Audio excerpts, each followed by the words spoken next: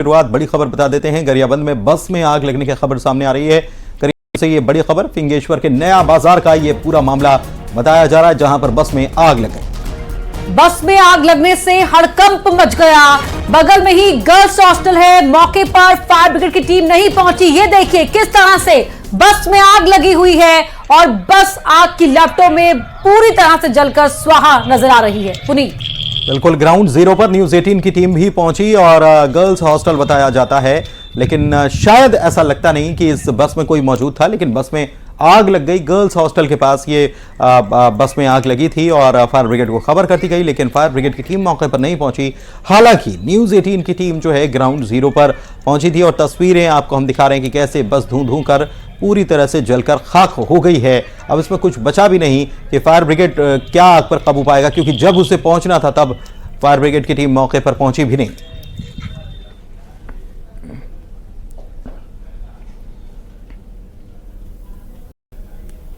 चलिए बढ़ते हैं आगे। धार से खबर आपको बता रहे हैं। भोजशाला के सर्वे का सातवां दिन था, जो 7वां दिन भी पूरा हो चुका है। 7वें दिन भी सर्वे हुआ है। एसआई की टीम भोजशाला से रवाना हो चुकी है। हिंदू मुस्लिम पक्ष के लोग भी बाहर निकल आए हैं। साथ ही जो मजदूर वहां पर खुदाई में लगे हुए थे वो भी भोजशाला से बाहर निकल गए हैं। भोजशाला में पिछले हिस्से में खुदाई हुई है और हमने इससे पहले भी आपको बताया था, छठे दिन नींव तक जो पिछला हिस्सा है वहां नींव तक खुदाई हुई थी। 7वें दिन का सर्वे का काम आज का पूरा हो गया है। जो एएसआई की टीम थी, हिंदू मुस्लिम पक्ष के लोग थे, मजदूर थे, सभी वहां से अब बाहर निकल आए हैं।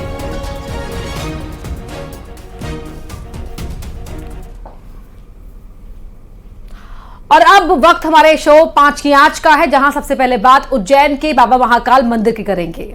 बाबा महाकाल पर कर्ज बकाया है। उधर यूएसए प्रेसिडेंट ने जबलपुर से नामांकन भर दिया है। बात कवासी लखमा की, जो बहू मांगने गए लेकिन उनकी पार्टी ने उन्हें सौंप दी दुल्हन। ऐसा हम क्यों कह रहे हैं ये हम आपको बताएंगे। महासमुंद में अवैध शराब को लेकर महिलाओं ने मोर्चाबंदी शुरू कर दी है। बात उस खबर की भी करेंगे जो आपके लिए जरूरी है। दरअसल डॉक्टर्स ने ब्रेन का गूगल मैप तैयार किया है, इससे होगा क्या वो भी हम आपको बताएंगे, लेकिन सबसे पहले बात कर लेते हैं बाबा महाकाल मंदिर की। आपको जानकर है ये हैरानी होगी कि बाबा महाकाल पर नगर निगम का टैक्स बकाया है। करोड़ों रुपए की आय वाले विश्व प्रसिद्ध महाकाल मंदिर की भी देनदारी निकली है, जिसकी वसूली करने के लिए नगर निगम की टीम प्रशासनिक कार्यालय पहुंची। नगर निगम की टीम को यहां पर आकर पता चला कि मंदिर पर 1-2 लाख नहीं बल्कि 80 लाख रुपए का टैक्स बकाया है। ये टैक्स पिछले 27 साल से बकाया चल रहा है। बताया जा रहा है कि साल 97 में महाकाल मंदिर समिति ने 97 से कोई भी टैक्स जमा नहीं किया है, जो कि बढ़कर करीब 80 लाख रुपए हो चुका है और अब इस टैक्स की वसूली होनी है। एक्चुअली क्या है, हमारा संविधान 1997 से हुआ है और बाबा महाकाल का जो मंदिर क्षेत्र है वो हमारे खाते पे अपडेट नहीं होने से आए थे जानकारी लेने, ताकि कितना एरिया है उस पर धारा 136 के तहत पूरी छूट हो के जो हमारा कंपलसरी जरूरी टैक्स है, समेकित कर, अतिरिक्त कर, शिक्षा पर, ये चीज़ें हम लेंगे और धारा 136 के तहत होने से मंदिर की एरिया पूरा फ्री रहेगा। तो आप ये सोच रहे होंगे कि आखिर मंदिर पर किस बात का कर्ज है, क्योंकि महाकाल मंदिर को धारा 136E के तहत चढ़ावे के रूप में मिलने वाली संपत्ति कर में छूट मिली हुई है। लेकिन इसके अलावा अन्य चीज है जिनका टैक्स नगर निगम को दिया जाना था, लेकिन वो नहीं दिया गया। दरअसल महाकाल मंदिर समिति पर उपकर, शिक्षा उपकर, सफाई टैक्स बाकी है और ये अब इतना बढ़ चुका है कि ये 80 लाख हो चुका है। यही नगरीय विकास टैक्स भी बाकी चल रहा है। साल 97 से जमा नहीं किया गया है टैक्स। पुरानी फाइल देखकर ये जानकारी टीम को हुई और 80 लाख रुपए का टैक्स कुल मिलाकर सभी करों का बकाया है। मंदिर समिति से अब इस मामले में चर्चा की जाएगी और टैक्स भरने का आग्रह किया जाएगा। 1.9 हेक्टेयर में यह मंदिर फैला हुआ है। मंदिर की सीमा का निर्धारण करना भी बाकी है। तो ये महाकाल मंदिर पर टैक्स बकाया है और 80 लाख रुपए का टैक्स बकाया है। मध्य प्रदेश में चुनाव के लिए नामांकन चल रहा है और इस बीच प्रत्याशियों का अजब और गजब अंदाज देखने को मिल रहा है। जबलपुर में यूएसए प्रेसिडेंट ने लोकसभा चुनाव के लिए अपना पर्चा दाखिल किया। साथ ही हर वोटर को जीतने के बाद $20,000 देने का वादा भी किया है। जी हां, रुपए नहीं डॉलर, यानी कि हर मतदाता को 16 लाख रुपए देने का वादा है। क्या है ये पूरी खबर, देखिए रिपोर्ट। नामांकन में दिखा गजब नजारा, नॉमिनेशन में कहीं राजाओं सा रसूख,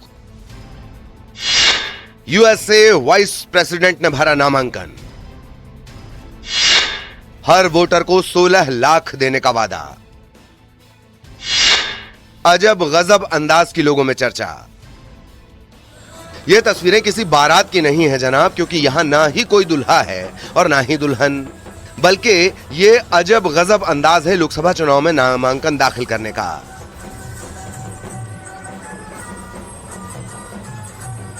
दरअसल मध्य प्रदेश में नामांकन को लेकर अजब गजब तस्वीरें देखने को मिल रही है। कोई राजा महाराजा की तरह बग्घी में सवार होकर पर्चा दाखिल करने पहुंच रहा, तो कोई बैलगाड़ी से नॉमिनेशन करने। सबसे पहले आप बग्घी में सवार तथाकथित यूएसए प्रेसिडेंट को देखिए। जी हां, लेकिन रुकिए, ये अमेरिका के प्रेसिडेंट नहीं, बल्कि यूनाइटेड प्रेसिडेंट ऑफ एशिया नामक एक संगठन के प्रेसिडेंट, यानी यूएसए स्टेनली लुइस खुद को इस संगठन का प्रेसिडेंट बताते हैं, और इनकी पत्नी शशि स्टेला लुइस को वाइस प्रेसिडेंट।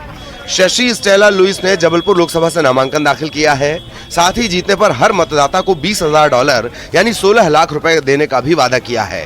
जी हां, जबलपुर लोकसभा के हर मतदाता को 16 लाख रुपए मिलेंगे, लेकिन जीतने के बाद। उम्मीदवार अपने अजब गजब वादों को लेकर, अनोखे अंदाज को लेकर सुर्खियों में रहते ही हैं, ज्यादा कुछ कहने की जरूरत नहीं है। उधर बालाघाट में भी एक अजब गजब तस्वीर सामने आई, जहां एक शख्स बैलगाड़ी में सवार होकर नामांकन दाखिल करने पहुंचा। उम्मीदवार का अनोखा अंदाज लोगों के बीच चर्चा का विषय बना हुआ है। बताया जा रहा है कि बैलगाड़ी से नामांकन भरने गए प्रत्याशी देव पवार पेशे से यूट्यूबर हैं। उनका अंदाज सोशल मीडिया पर भी काफी वायरल हो रहा है। लोकसभा चुनाव में इस बार राष्ट्रीय और क्षेत्रीय दलों के साथ साथ निर्दलीय उम्मीदवार भी अपनी किस्मत आजमा रहे हैं। Bureau report, news 18। वहीं छत्तीसगढ़ के पूर्व मंत्री और कांग्रेस नेता कवासी लखमा का एक बयान भी काफी चर्चाओं में है। एक जनसभा में कवासी लखमा ये कहते हैं कि मैंने टिकट नहीं मांगा, फिर भी मुझे टिकट दे दिया गया। बेटे के लिए बहू लेने गया था, मुझे तो पार्टी ने ही दुल्हन सौंप दी। दरअसल कवासी लखमा ने अपने बेटे के लिए, हरीश लखमा के लिए टिकट की मांग की थी, लेकिन पार्टी ने उनको ही प्रत्याशी बना दिया है। कवासी लखमा का अजीब बयान, बेटे के लिए दुल्हन मांगने गया था। मैं बेटा लीडर की मांगने गया, बुआरी तो मेरे को सौंप दी। पार्टी ने मुझे ही दुल्हन सौंप दी। टिकट पर कवासी लखमा का दर्द। मुझे क्यों टिकट दिया? मैंने तो टिकट मांगा ही नहीं। मुझे क्यों टिकट मिला? मैं तो टिकट नहीं मांगा। मुझे क्यों टिकट मिला? मैं तो टिकट नहीं मांगा। अब इसे दर्द कहें या खुशी, ये तो कवासी लखमा ही जाने। बेटे को टिकट नहीं मिलने का दर्द है या फिर अपने आप को टिकट मिलने की खुशी। अक्सर अपने बयानों को लेकर चर्चा में रहने वाले पूर्व मंत्री और कांग्रेस नेता कवासी लखमा एक बार फिर चर्चा में हैं। दरअसल कवासी लखमा ने कहा कि मैंने तो पार्टी से टिकट मांगा ही नहीं, फिर क्यों मुझे टिकट दिया गया? अगर देना था तो दीपक बैज को टिकट दो। मुझे क्यों टिकट मिला? मैं तो टिकट नहीं मांगा। मेरा आपको दीपक बैज को दो। अगर प्रदेश अध्यक्ष है, हमारा छत्तीसगढ़ का सबसे बड़ा नेता हुई है। दरअसल कवासी लखमा जगदलपुर के लालबाग मैदान में एक सभा को संबोधित कर रहे थे। इस दौरान उन्होंने कहा कि मैं दिल्ली पार्टी के पास गया, मैंने टिकट अपने लिए नहीं बल्कि बेटे के लिए मांगा था। कवासी लखमा ने मजाकिया अंदाज में कहा कि मैं तो अपने बेटे के लिए दिल्ली बहू तलाशने गया था, लेकिन पार्टी ने मुझे ही दुल्हन दे दी। मुझे क्यों टिकट मिला? मैं तो टिकट नहीं मांगा। मैं 11 सीट जीतना है। अगर तकलीफ होगा तो मेरे बेटे को टिकट दो। मैं बेटा लीडर की मांगने गया, बुआरी तो मेरे को सौंप दी। मैं बेटा लीडर की मांगने गया, बुआरी तो मेरे को सौंप दी। सही बात है कि नहीं? कवासी लखमा के इस बयान पर सभा में मौजूद लोग ठहाके लगाकर हंसने लगे। आपको बता दें, बस्तर से दीपक बैज का टिकट काटकर कांग्रेस ने कवासी लखमा को प्रत्याशी बनाया है, लेकिन समझ नहीं आ रहा कि जो कवासी लखमा टिकट नहीं मांग रहे थे, उनको पार्टी ने टिकट दिया। कांग्रेस को प्रत्याशी नहीं मिल रहे हैं, जो इस तरह टिकट बांटे जा रहे हैं। अब जो भी हो, पार्टी ने कवासी लखमा को दुल्हन यानी टिकट दे दिया है। चुनाव तो लड़ना पड़ेगा ही। Bureau report, news 18। महासमुंद में इन दिनों अवैध शराब का कारोबार जारी है। उधर अवैध शराब की बिक्री को लेकर महिलाओं ने मोर्चा संभाल लिया है। अब गांव की महिलाएं जो हैं रात को लाठी डंडा लेकर गांव में निकल पड़ती हैं ताकि युवाओं को इस दलदल में फंसने से बचाया जा सके। देखिए रिपोर्ट।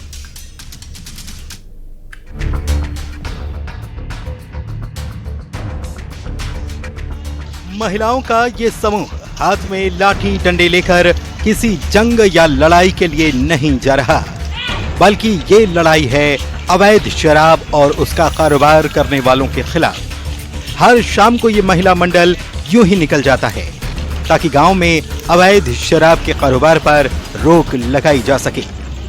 हमार गांव में शराब गांजा बिकत है, एक नाम से हमन महिला मन एक समूह बने हन ताकि हमार लोग लइका मन मत बिगड़े, ऐसे करके हमन एक समूह बन के गाँव में घूमत हन। रात में घर दारू पी के आथे और आके अपन अपन परिवार में कई परिवार की टूट गए है ना, ओकर नाम से हमन चलो ऐसे करके हमन अपन महिला कमांडो बन के अपन घूमत हन।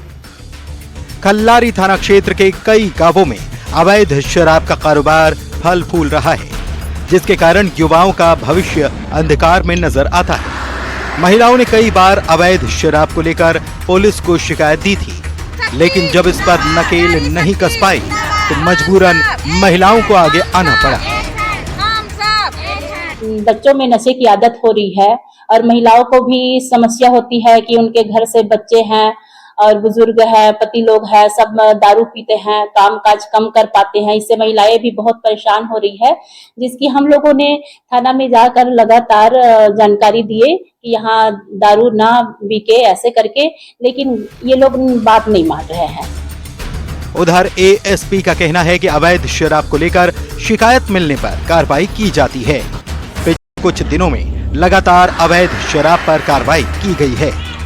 लगातार महासमुंद पुलिस द्वारा इसमें आबकारी में कार्रवाई की जा रही है, जिसमें देखा जाए तो विगत 10 दिनों में लगभग 88 प्रकरणों में हमारे द्वारा 522 लीटर अवैध शराब जो जब्ती की कार्रवाई की गई है और आबकारी एक्ट के तहत कार्रवाई की गई है। तो आगे भी जो सूचनाएं प्राप्त होंगी उसके अनुसार कार्रवाई की जाती रहेगी। पुलिस भी कार्रवाई की बात कह रही है, लेकिन अब महिलाओं ने मोर्चा संभाल लिया है।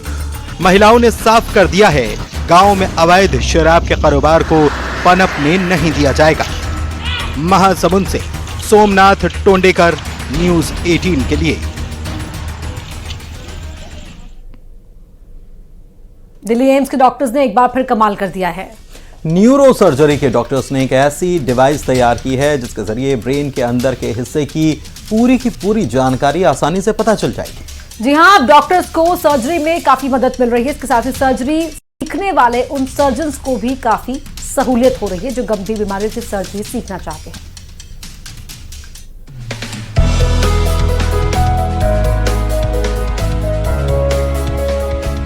एम्स ने कर दिया कमाल, विदेशी डॉक्टर भी आ रहे सीखने। तैयार किया ब्रेन का Google map, QR code scan कर देख सकेंगे ब्रेन। अगर आपको एक जगह से दूसरी जगह जाना होता है तो उसके लिए गूगल मैप का आप इस्तेमाल करते हैं, लेकिन क्या कभी आपने सोचा कि ये गूगल मैप आपके दिमाग का भी बन सकता है? जी हां, नई दिल्ली एम्स के डॉक्टर्स ने एक ऐसी डिवाइस तैयार की है जिसके जरिए ब्रेन के अंदर के हिस्से की पूरी जानकारी पता चल पाएगी। एम्स ने अब एक ब्रेन मैप बना दिया है, या इसको हम कह सकते हैं ब्रेन क्यूआर कोड जो है वो बन गया है और सर्जरीज के लिए एक नुस्खा मिल गया है। तो जो न्यूरो सर्जरी डिपार्टमेंट के डॉक्टर विवेक टंडन है, उन्होंने पूरी तरीके से बताया है कि किस तरीके से जो सर्जरी है वो आसान हो जाएगी। देखिए, सरल भाषा में अगर समझे तो जो सीनियर डॉक्टर्स होते हैं उनके साथ जो जूनियर डॉक्टर्स होते हैं उनको ज्यादा सीखने का मौका नहीं मिलता, और खुद डॉक्टर का कहना है कि जो बच्चे बुक से सीखते हैं उससे ज्यादा अच्छा है कि वो प्रैक्टिकली सीखें। एम्स के डॉक्टर्स ने जेली, अंगूर, खाली बर्तन समेत अन्य चीजों का इस्तेमाल कर इंसान के दिमाग का मॉडल तैयार किया है। अब इसका इस्तेमाल न्यूरो सर्जरी विभाग के डॉक्टर दिमाग की सर्जरी सीखने के लिए कर रहे हैं। राइट अक्रॉस द कंट्री हम लोग ने रियलाइज किया कि बहुत मुश्किल हो गया है स्टूडेंट्स के लिए। जो वो बैच कोविड के दौरान पास होके निकला वो बहुत कम सर्जरीज कर पाए और देख पाए, लेकिन अब वो चले जाएंगे यहाँ से और कहीं ना कहीं जाके प्रैक्टिस करेंगे। तो हम लोग ने डिसाइड किया कि उनको सिखाने के लिए कुछ नई नई चीजें करें जिससे कि बिना पेशेंट को टच करे भी वो सीख पाए। अब ये सवाल आता है कि आखिर ये डिवाइस काम कैसे करता है। डॉक्टर्स का कहना है कि एक सॉफ्टवेयर के जरिए ड्रिल करके इक्विपमेंट को ब्रेन के अंदर डाला जाता है। इसमें QR कोड होता है जिसे स्कैन करके पूरी जानकारी मिल जाती है। एक ऐसा सिमुलेटर बनाया जो कि आपको रियल लाइफ तो ना सही, लेकिन काफी कुछ चीजें जो आप एंडोस्कोपी में देखते हैं और महंगे एंडोस्कोप को यूज करके सीखते हैं वो भी आप बहुत ही कम दाम के ऊपर आप करके देख सकते हैं। और ये सारी चीजें जो मैं आपको बता रहा हूँ ये खाली ऐसे नहीं कि हमने किया, हमने इनको पब्लिश भी किया है। तो ये दुनिया के जो अच्छे जर्नल्स हैं, वर्ल्ड न्यूरोसर्जरी फोकस, इनके अंदर ये सारी चीजें पब्लिश्ड हैं और ये मैंने इसके अंदर अटैच किया है। डॉक्टर्स का कहना है कि इस तकनीक के लिए माइक्रोसॉफ्ट के साथ टाई अप किया गया है। इस तरह का सॉफ्टवेयर डेवलप किया जा रहा है जो 3D इमेज को कोलैबोरेट करके होलोग्राम बना देता है। सबसे बड़ी बात यह है कि ये स्टूडेंट्स के लिए काफी ज्यादा बेनिफिशियल होने वाला है क्योंकि वो सरल तरीके से समझ पाएंगे और जो भी जटिल बीमारियां हैं उनका जो इलाज है वो आसानी से जो है वो हो पाएगा। तो ये कहना गलत नहीं होगा कि जितनी बीमारियां बढ़ती जा रही हैं उसी तरीके से एडवांसमेंट भी जो है वो देखने को मिल रही है। कैमरामैन प्रहलाद के साथ फराह खान, न्यूज़ 18 दिल्ली। आगे बढ़ते हैं और एक बड़ी खबर इस वक्त आपको बता रहे हैं। शिवसेना